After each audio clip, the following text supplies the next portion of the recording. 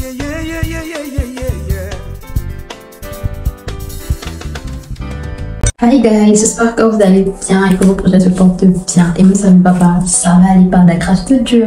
Nous sommes venus ici pour une nouvelle vidéo. Aujourd'hui on va parler productivité. Vous avez eu à voter sur Instagram. Dans le monde complexe et en constante évolution dans lequel nous sommes aujourd'hui, la productivité est cruciale pour réussir. Il s'agit de gérer le temps, atteindre ses objectifs, trouver l'équilibre entre vie personnelle et vie professionnelle. La maîtrise du temps est essentielle. Mais comment rester productif tout en gérant la drépanocytose? Dans cette vidéo, nous allons tout d'abord définir la productivité, ensuite décrire les raisons pour lesquelles nous ne sommes pas constamment productifs, donner les dangers de la flemme, de la non-productivité et bien évidemment trouver des solutions pratiques de sorte à ce que la productivité devienne notre nouveau mode de vie, même avec la drépanocytose. Mais avant de commencer la vidéo, je vais vous prier de liker la vidéo. Abonnez-vous si ce n'est pas déjà fait. Commentez pour que nous puissions échanger. Partagez bien évidemment en taguant mon nom sur les différents réseaux sociaux @drepa sur Facebook et Instagram. N'hésitez pas également à me suivre là-bas car je publie de plus en plus fréquemment. Tout d'abord, la productivité, c'est la capacité à générer des résultats positifs en utilisant efficacement les ressources disponibles à notre portée. Ça peut être le temps, ça peut être l'argent, ça peut être le matériel, ça peut être nous-mêmes. Maintenant, les raisons d'une productivité non constante. Nous avons les facteurs internes et les facteurs externes. Les facteurs externes sont des facteurs qui sont drastiquement modifiables, donc qu'on peut changer. Nous avons la distraction, l'électronique, le bavardage, les interruptions fréquentes, le manque de motivation, c'est-à-dire que tu ne trouves pas de sens ou de satisfaction à ce que tu fais. Tu ne vois pas pourquoi tu vas le faire en fait. Le bavardage, toujours en train de faire quelque chose, tic, une notification arrive sur ton téléphone, 1, 2, 3, 4, 5, 6, ça te suit. Ça te biaise ta productivité quant à la tâche que tu es en train de faire. La distraction, tu te dis que ce que tu veux faire est plus important que ce que tu as à accomplir. Le manque de compétences, souvent des fois, on ne s'y connaît pas, on ne se retrouve pas. Les facteurs internes, ce sont des facteurs qu'on peut difficilement modifier. Voilà, certains on ne peut même pas, certains c'est très difficile. Comme facteur interne, il y a la météo. On ne peut pas changer la météo. Lors d'une journée, tu estimes qu'il te faut être dans une journée ensoleillée pour pouvoir être bien productif. Tu ne pourras pas changer s'il y a la pluie. Par exemple, les imprévus de toutes sortes, un taxi, des embouteillages, une panne, quelque chose que ça ne dépend pas de toi, mais ça arrive en fait. C'est ça, les facteurs vraiment internes qui ne dépendent pas de toi, mais c'est là. Ça te biaise ta productivité. Il y a les problèmes personnels, les soucis familiaux, soucis financiers, soucis interpersonnels. Ça peut avoir un impact sur la concentration et sur la performance du travail, tout simplement. Tu n'arrives pas à te concentrer parce que tu es tout le temps en train de penser à X ou Y personne, X, Y situation, la mauvaise gestion du temps, la procrastination. Je pense que ça peut entrer dans les facteurs externes. Ce sont des facteurs que tu peux maîtriser, tu peux gérer. Voilà, tu peux changer. Il y a le facteur drépanocytaire. Le facteur drépanocytaire inclut bien évidemment la fatigue, l'épuisement. Donc, ça épuise énormément lorsque tu es en train de faire une tâche et voilà, tu te retrouves avec une douleur par exemple, ou un mal quelconque, ou un petit picotement au niveau d'un os quelconque, ou d'une articulation quelconque. Ça dérange énormément la productivité. Ou lorsque tu es en train de faire une tâche assez longue ou moyennement longue, tu te retrouves en crise. Voilà, ce sont des facteurs qui te biaisent ta productivité. C'est comme ça. Là, on énumère juste.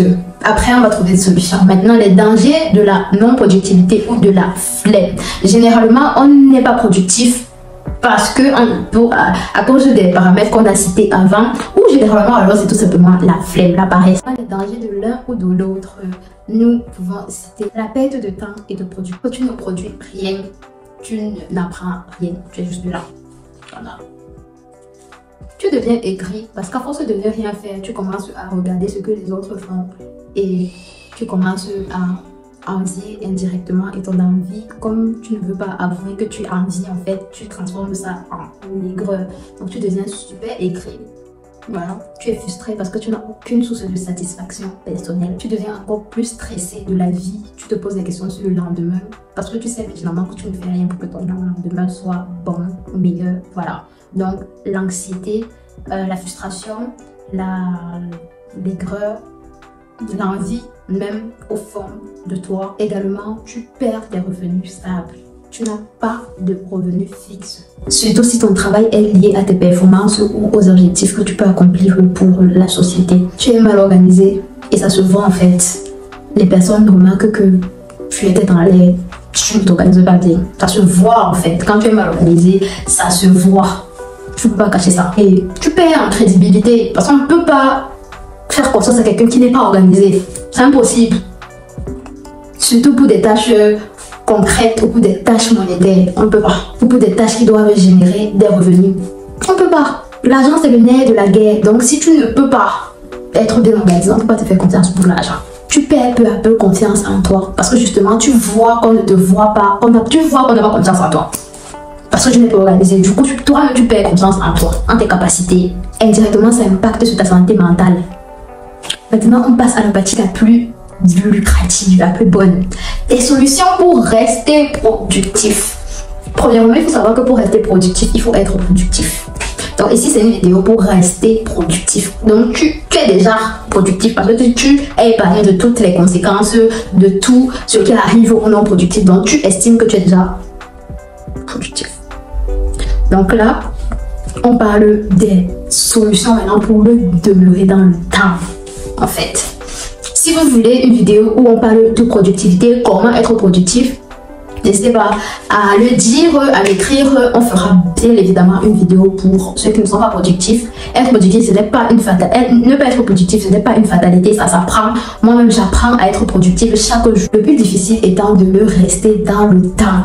Avec une maladie comme la drépanocytose, il faut considérer tout d'abord l'état dans lequel tu es. Prendre bien soin de toi. Bien évidemment, mets-toi, fixe la productivité où tu te sens bien à ton niveau. Ça va te permettre de déterminer ton seuil de constance, d'être productive.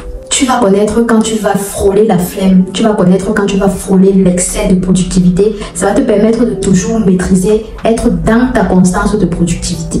Tu devras toujours rester entre les deux. Pas l'extrême de flemme, pas l'extrême de productivité, toujours dans ce seuil-là. Pour éviter une maladie physique liée à la drépanocytose, excès de productivité, une maladie mentale liée à la paresse, excès de flemme. Tu vas te motiver de deux. Pour le faire, regarde l'accomplissement de ta tâche. Qu'est-ce que ta tâche peut te procurer comme sentiment? Tu essaies de trouver des sentiments de satisfaction personnelle avant de commencer une tâche. Ça va te permettre d'être motivé pour accomplir cette tâche-là, même si elle est longue, elle est moyenne ou elle est petite. Et tu essaies de trouver pour des tâches longues des satisfactions à court terme pour chaque étape de ta tâche. Tu dois identifier de 3 des objectifs à terme et tu dois les accomplir. Ça veut dire que si tu as prévu de lire un chapitre d'un livre, même s'il y a quoi, si c'est pas une question de livre de mots, tu t'en tiens au chapitre là avant de passer à autre chose.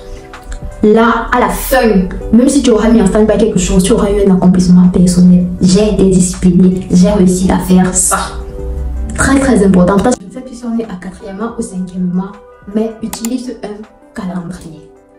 Un planeur de journée également. Utilise un calendrier où à chaque journée, tu vas cocher à la fin de la journée et utilise un planeur. Le planeur, tu peux le faire à main levée, ça veut dire que tu planifies tes journées, je vais faire ça le matin, je vais faire ça à midi, je vais faire ça le soir.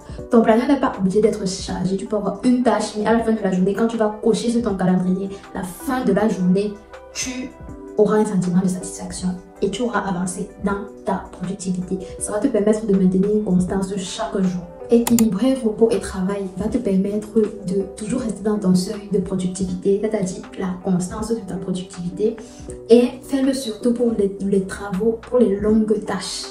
Les longues tâches, ne sois pas productif ou productif une fois et tu finis la tâche. Si elle est très longue, ça va t'épuiser dans le temps et ça va te biaiser ta productivité si tu tombes malade. Donc, alterne toujours pour les moyennes et les longues tâches. Repos, travail, repos, travail, repos, travail. C'est comme ça que tu dois organiser tes longues et tes moyennes tâches. 6e ou 7e astuce, il faut être strict avec toi-même. Respecte ta propre parole. Si tu te dis, je fais ça, fais. Sois strict avec toi, ça veut dire que même s'il y a quelque chose qui t'intéresse à côté de faire et tu es tenté de dire je vais faire la tâche ci, après je peux d'abord voir une petite vidéo. Moi je me parle à moi-même. Fais d'abord ce que tu as prévu. Quand toi-même tu es ton propre obstacle, c'est la pire des choses. Donc si toi-même tu n'es plus ton propre obstacle, plus rien ne t'empêchera d'être constamment productif. Mais n'hésite pas, si ta santé est en danger, d'arrêter tout. N'hésite pas, si ta santé est en danger, d'arrêter de faire la tâche. De mettre une pause à la productivité de cette tâche-là. C'est pas parce que tu es strict avec toi-même que tu as mal aux articulations, mais tu veux finir la tâche avant de boire des médicaments ou avant de te reposer si c'est le repos qu'il faut pour atténuer tes douleurs. Non. Va, tu le fais. Si ta santé, soit mentale, soit physique, est en danger, tu arrêtes tout et tu te mets en santé. Sans ta santé, tu ne peux rien faire. Même avoir le choix entre être productif ou de ne pas être productif, si tu n'as pas la santé, il n'y a pas de choix à faire. Donc, privilégie ta santé par-dessus tout. Mais ne pas également te dire que je suis faible, je suis, donc automatiquement il y a certaines tâches que je ne peux pas faire. Moi, ce que je ne peux pas supporter avec être capacité, et c'est ce que moi je ne conseille pas du tout. Se dire que je suis faible, du coup je peux pas faire. En fait, se délecter de certaines tâches, de certaines attitudes strictes pour être productif parce qu'on est très parasitaire. Non. En tout cas pour moi, c'est pas ma philosophie en fait. Non. Il faut être productif.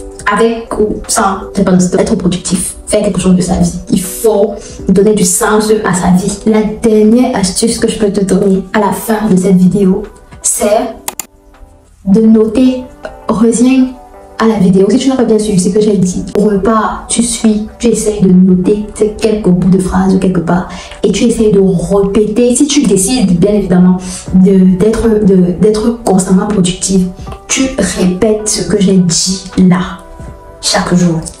Essaye de répéter au moins ces 2 astuces de ce que j'ai donné là chaque jour. Si c'est même pas tout c'est l'idéal. Tout, là tu seras un peu plus productif que je ne sais pas. Mais essaye déjà de répéter 2 ou 3 astuces de ce que j'ai donné là chaque jour. Tu vas voir que ta constance va grimper. Voilà. Donc nous sommes arrivés à la fin de cette vidéo les amis, cette vidéo sur la productivité. Je devais la sortir depuis, je devais la tourner depuis, mais entre temps je suis tombée malade, j'ai eu un taux de fer très élevé dans mon organisme. Je ferai une story time par rapport à ça et voilà une vidéo aussi où je vais parler du taux élevé de la ferritine. Mais j'ai eu un taux très élevé de fer et ça m'a pris un truc comme une semaine à la maison où ça n'allait vraiment pas bien et quelques jours à l'hôpital histoire de réguler un peu mon taux de fer. Donc là avec les solutions que je suis en train de consommer, c'est vraiment en train de diminuer. Mes yeux étaient totalement jaunes. Là, avec le temps, c'est vraiment en train de se dilater et vraiment, je suis contente des cellules souches, je suis contente du partenariat, je suis contente du médecin, je suis contente du Seigneur, je suis contente de moi-même, de comment mon corps réagit super bien à ces produits-là et de tout le monde. Vraiment, je bénis le Seigneur d'avoir pu être là pour sortir enfin la vidéo tant attendue. Vous allez m'excuser pour le retard. J'espère que cette vidéo vous aura au moins donné des astuces pratiques pour être constamment productif ou productif. On se retrouve prochainement pour une prochaine vidéo les amis. Bye bye.